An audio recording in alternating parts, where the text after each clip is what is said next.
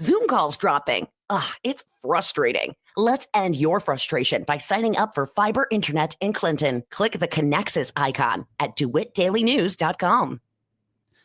From the Hart Media Group newsroom and DeWittDailyNews.com, I'm Ben Hubbard with this expanded morning newscast.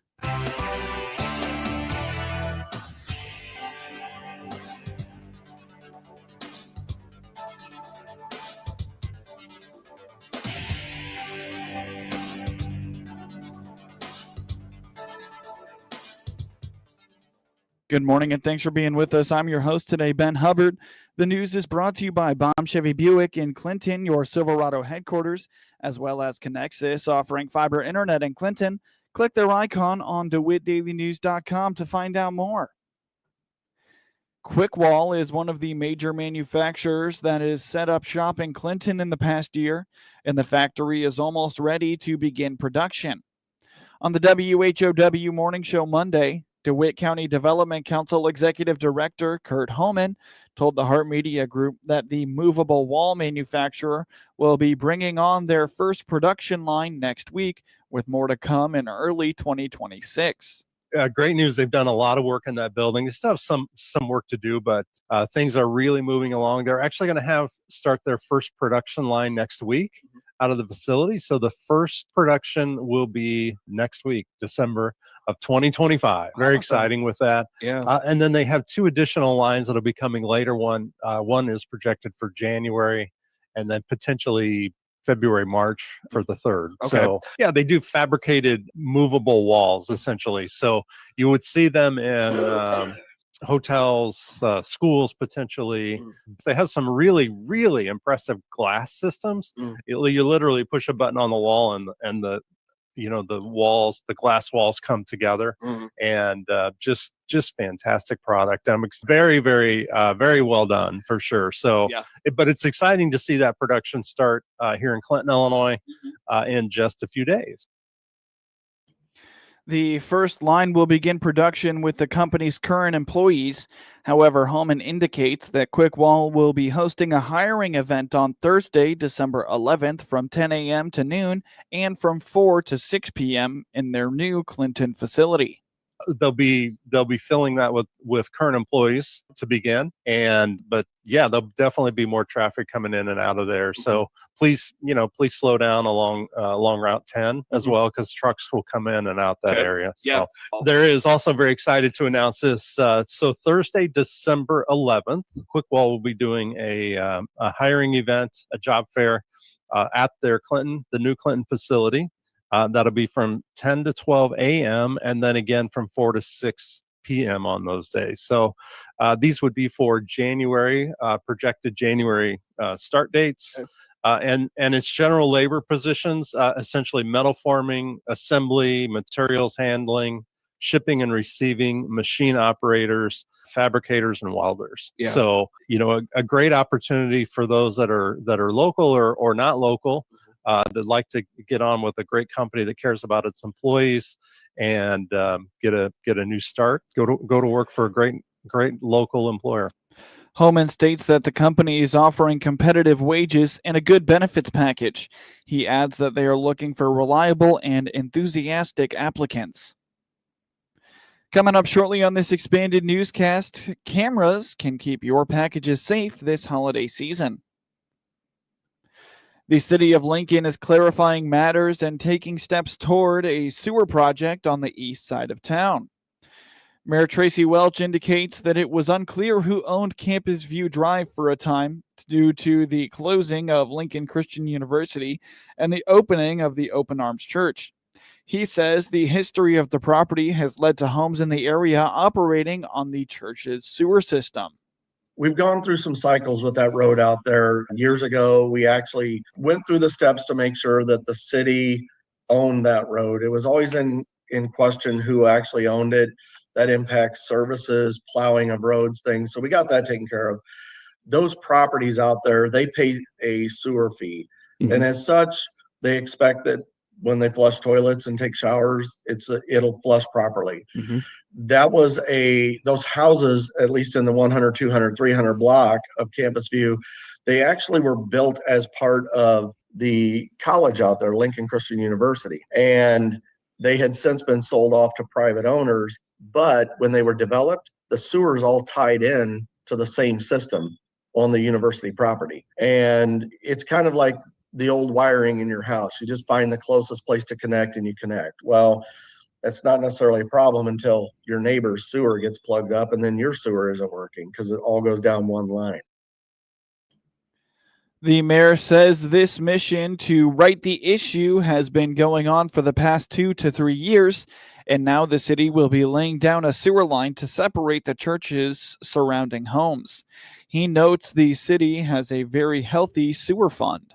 And so we have embarked on this mission. It's actually been taking place over the last 2 to 3 years. Talking about it is to lay in a new line out there. The city's going to pay to lay that line in. We're going to use enterprise sewer funds to do it. We have a very healthy sewer fund. Mm-hmm. And we're going to remedy that problem for those homeowners out there. We've already seen issues out there. And earlier this year, there was a major blockage that caused an impact to a homeowner. We don't want to see that happen again. So It's a big project. We've had to work with Open Arms because they own the property. We've had engineers come in, but the council approved the funding for that. So we're going to start going out for bid on pieces of that project and get moving. It'll be over $1 million. I think things are going to get moving here fairly quickly. We'd like to get that project done by early next year. Yeah, we've been at this for a while. We've done a lot of planning on it. We've had meetings with homeowners. We're going to have another meeting with homeowners here coming up soon, just to give them an opportunity to ask questions and then give them some timelines. We don't have exact dates yet. We're working on that timeline, but high level, that's what we're doing with the project. That's our goal and an objective is to provide a stable sewer system for those homeowners. The project will involve putting an entirely new line in, and Mayor Welch is grateful for the leadership at Open Arms Church, which was willing to work with the city to do a good thing for the community. Yeah, that area out there in the 100, 200 block, it actually is shaped kind of like a boomerang. And the way they're laid out, right there on the curve of the boomerang is where the sewer, it connects to the city sewer line is what I'll say. It's the easiest way to explain it. Well, some of the lines in the 200 block actually run on the side of the road, which means it runs under people's garages, people's patios, people's driveways. When you have a blockage, that's not a good thing. Yeah. So part of the project is to move the line to the opposite side of the house, more on the Open Arms campus side, and we'll lay a brand new line, and then those homeowners can tie in. We'll work with them to figure out how to do that. And, I want to thank Open Arms because we had to get an easement from them to be able to do this project for the community, and they've worked with us through this process, and they've been good to work with. So It's just another great example of partnering with people to do good things for the community. Mayor Welch feels there will not be a big impact on homeowners during construction. He says there will be a cost to the resident, however. He notes that it could increase their property value. I don't think it will because we're doing the new line on the campus side of their house, not the Campus View Drive side. Okay. That line that runs on the road area will eventually be abandoned once the homeowners tie into the new line on the opposite side of their house, the east side of their house. So it'll take a little while for them to transition, those homeowners. There will be a cost involved. We're figuring out what that cost involved is and what those options look like. But, hopefully it goes smooth. Knock on wood, we always expect projects to go smooth. That's why we build contingencies into projects. You're talking about, like right now, that's a aging sewer line out there. There could be potential collapses due to the integrity of those lines. And as I said, when one line goes down, everybody, all the homeowners upstream from the home that gets plugged up down to where it dumps into the city sewer, they're all backed up as well. That did actually happen this past year. Fortunately, it got cleaned out, but that was an unfortunate burden on those homeowners. And now it'll only plug up if there's an obstruction. We'll be able to go in because we'll own that line. We'll clear the obstruction. It's a new line. and hopefully it's just better for everybody. So, if you got a new sewer line, I would assume, I'm not a realtor, but I would assume that plays into the value of your property. The mayor states that this will make it easier for the city to access the lines in case of any necessary maintenance. Once all the homes are disconnected from the old line, it will go abandoned as it sits underneath many of the homes and driveways. You're listening to the WHOW Morning Show. Let's take a quick break with a word from our sponsors. Closeout time is here for a new Chevrolet. This is Scott Baum from Baum Chevrolet Buick in Clinton and Farmer City. Yes, we have a good selection of 25 Silverados remaining in regular and crew cab models with gas or diesel engines. Some with utility beds and dual roof wheels. Also see our remaining Colorados, Trailblazers, even our full-size Suburban and Tahoes, all priced to move out. See our 25 inventory today at bombchevybuick.com, right from the start. Experience the power of better connection with Connexus Fiber Internet. Connexus delivers ultra-fast, reliable speeds to keep you connected at the speed of life. Whether you're working from home, streaming your favorite shows, or gaming with your friends, Connexus has you covered. Say goodbye to buffering and dropped calls and say hello to fiber fast internet. Ready to upgrade your connection? Sign up today by clicking the Connexus icon at DeWittDailyNews.com. Nothing connects us like Connexus. News time is 20 minutes after the top of the hour. You're listening to the WHOW Morning Show. If you, like many others, took advantage of Cyber Monday this year, then you have packages that will be left on your or a loved one's front door. Lincoln Police Chief Joe Meister explains the package theft always increases with the holidays. He recommends trying to have someone home when the package is going to be delivered and to get them inside as quickly as you can. He says cameras are the biggest tool when a package is stolen. Sure, and it always picks up during the holiday season because people are having more things delivered. Nowadays they have Black Friday deals online. So a lot of those online retailers are offering the same type of deals that in-person stores are offering as well. So we see a lot of package theft during the holidays, and be prepared. See if you can get them delivered while somebody's home. Get them off your porch as quickly as possible. Reduce the amount of time that the criminal has the opportunity to take your item away from you. And then the cameras. Cameras are a big thing for when it does happen. Make sure that they're properly plugged in, charged, batteries are good to go. I heard him mention something about having different camera angles if you have more than one camera. It's a fantastic idea. That way we have more than one opportunity to get an identification of a suspect. And like I said before, just reduce the opportunity and you're going to be better off. Monticello Police Chief Rob Ross reiterates that having your security cameras charged and functioning is integral. He says they run into non-functioning cameras all too often. Over the years, we've definitely seen an increase of the so-called porch pirates. People drive around and, they see a pile of Amazon boxes or anything else on your front porch, and they walk up and help themselves to a couple of them, go back in the car and drive off. The big thing we try to make sure people understand is you can have the best camera in the world, but if you don't have it charged, if you don't have the firmware, if you don't have it hooked up right, all it is just a glorified paperweight. So this is the time of year. Maybe take about 10, 15 minutes, make sure that your camera's hooked up, that it's downloading, make sure that your cloud storage or whatever the case may be is working. Because we've had it here before where we've had burglaries to unlocked vehicles or something like that. And we see about 3 or 4 different cameras on the house and say, hey, that would be great to have. Would you be able to send us the footage? And then, we get the sheepish look of, it doesn't work, or it's not charging, or I forgot to, put batteries in it, or I didn't hook it up to my phone. So now's a good time before we really start, shopping, left and right and getting all those boxes. Make sure those cameras are hooked up and, working. And that way it's a little easier for us to try to find somebody that did take your package. Both Monticello and Lincoln have utilized cameras in their downtown areas to help prevent and solve crimes.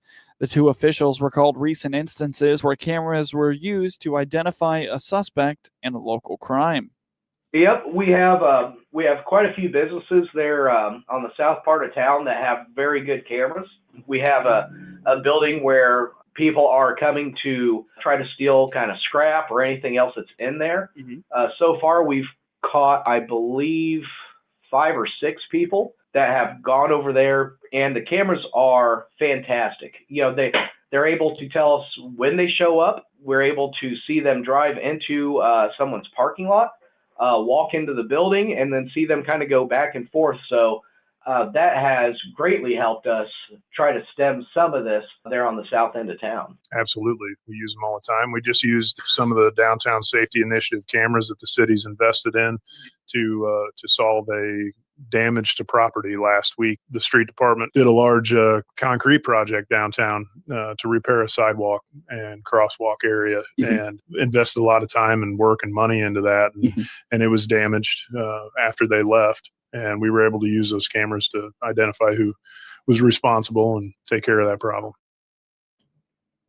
We'll have more in the days ahead from the Hart Media Group with Chief Bross and Meister on voluntary camera registration and how you can help make your community safer. An East Central Illinois producer is the new president of the Illinois Corn Growers Association. Mark Bunselmeyer farms in the Maroa area.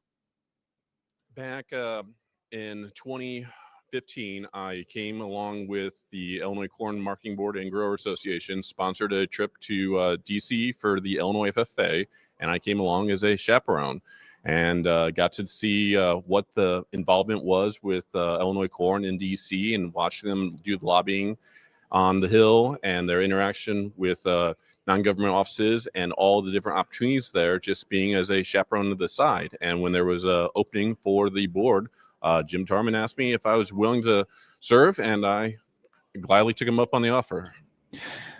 Don Gunnip of Marshall will serve as the VP of Illinois Corn. The Macon County Farm Bureau president is being inducted into the Illinois Basketball Association Hall of Fame. Matt Moorhide has operated the scoreboard and clock for over 20 years at Cerro Gordo High School. I'm very proud. I'm very proud and was very excited. Was surprised to get that nomination. I'm glad I could have the time to do that. I'm glad I was taught early on how to do it, and it's the best seat in the house, but it's also the most stressful seat in the house because the people that sit behind you in the stands will let you know if you made a mistake. Or the people across the court will let you know if you made a mistake, and you can't react to that. You have to remain calm. You have to remain level-headed, and you have to do the best job you can for the game. Moorhide is being inducted into the Friends of Basketball category. The induction ceremony is in May in Normal. A great online holiday shopping resource is through the Illinois Specialty Growers Association. Illinois Farm Bureau's Ragela Scavazzo says specialtygrowers.org/shoplocal is used plenty during the fall agritourism season, but it's also a great way to find Christmas gifts. Absolutely. So holiday shopping is just around the corner. So many stores are still open through the holidays. Many have now year-round businesses, jams, jellies. So hostess gifts as well as Christmas presents. It's a wide range of things. We have people that do hand knitted things from their sheep wool.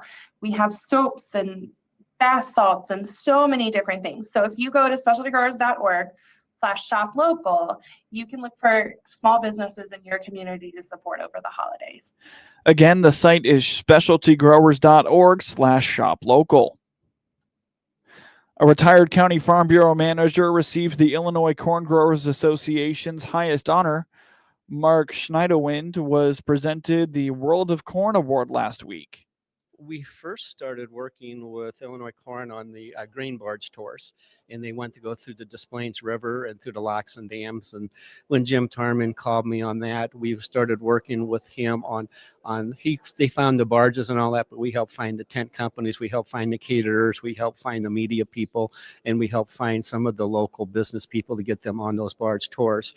And it was just a really good educational program. And I can remember Larry Walsh Sr. was part of our group. And he was a state senator at the time, and he was able to get U.S. Senator Carol Mosley Braun to jump onto the barge tour at the Lockport dams. And so that was one of the activities we worked. Also got the call for NASCAR. NASCAR was in the Joliet regional area there, and so we helped them with getting people on the ground, finding some farms where they could set up tents, and helping with the displays, and getting probably 30 to 40 volunteers to help run those booths over the years as well. And then we also had calls from like Rodney saying, can you help us get people to go to meeting with Congresswoman, at the time it was not Carol Mosley Brown, but it was Lauren Underwood, and then also Jonathan Jackson right now, but Jesse Jackson Jr., and all the Congresswomen and men up there, and we were happy to get people there to do that. So Sheeta Wind retired as Will County Farm Bureau manager in April. Get news anytime from your computer or your mobile device at DeWitt County's #1 source for news, sports, police blotter, obituaries, and more. It's DeWittDailyNews.com. Network news is now.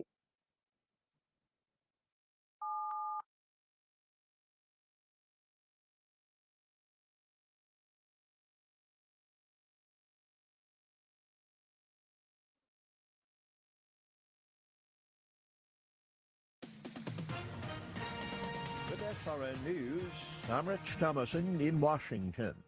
If the initial tallies hold up, it was a green Cyber Monday for America's online retailers. Adobe Analytics expects Cyber Monday sales will hit $14.2 billion by the time all is said and done. We'll soon know whether peace could be returning to Ukraine after almost 4 years of war. President Trump's special envoy, Steve Witkoff, is to meet with Russian President Vladimir Putin. In the meantime, Russia's military claims to have captured a key city, an important logistical hub in eastern Ukraine.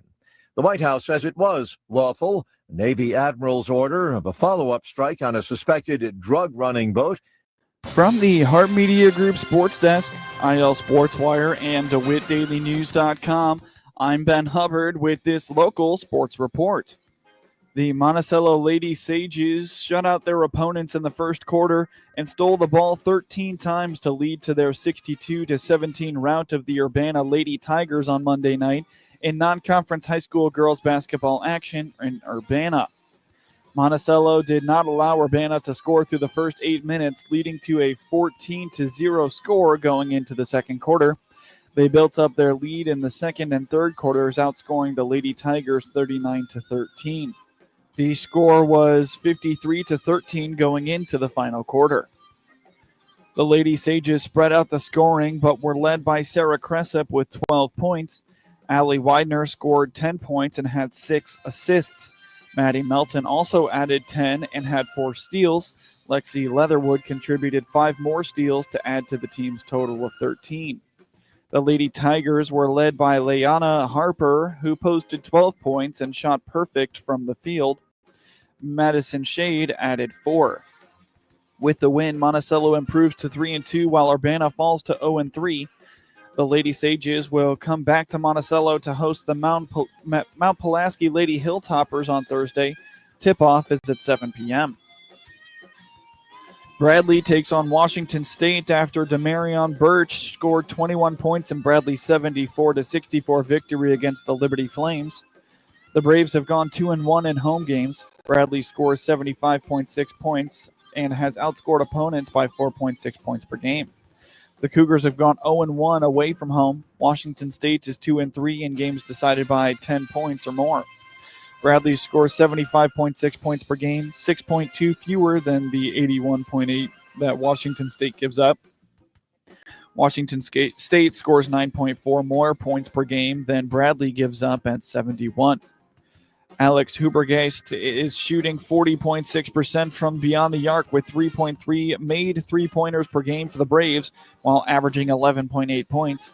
Jaquan Johnson is shooting 46.8% and averaging 18.9 points. Aaron Glass averages 2.4 made three-pointers per game for the Cougars, scoring 17.6 points while shooting 41.3% from beyond the arc. ND Okafor is averaging 9.9 points and 5.5 rebounds. Desmond Bain scored 18 of his 37 points in the fourth quarter, helping the Orlando Magic beat the Chicago Bulls 125-120 on Monday night. Bain made a go-ahead three-pointer with 3 minutes and 23 seconds left, sparking an 8-0 run for the Magic. He also capped the decisive sequence with a foul shot that made it 117-111 with 2 minutes and 11 seconds to go. Bain was 12 for 17 from the field. He also had 6 rebounds and 5 assists. Franz Wagner scored 25 points for Orlando, and reserve Anthony Black had 22 points and 9 rebounds. The Magic won for the 6th time in 7 games. Josh Giddey had 22 points, 9 rebounds, and 6 assists for Chicago in its 4th consecutive loss. Mattis Buzelis scored 21 points, and Nikola Vucevic had 20 points and 11 rebounds. The Bulls led by as many as 15 points in the third quarter, holding the Magic without a field goal for the first 5 minutes of the period. But Bain made a three-pointer, and Noah Penda had a driving dunk that tied it at 85 going into the fourth. Wendell Carter Jr. scored 17 points for Orlando on 6 for 8 shooting. Trey Jones had 20 points for Chicago, and Ayo Dosunmu finished with 18 points and 7 assists. The Bulls host the Brooklyn Nets on Wednesday night. The Magic continue their 3-game homestand on Wednesday night against the San Antonio Spurs.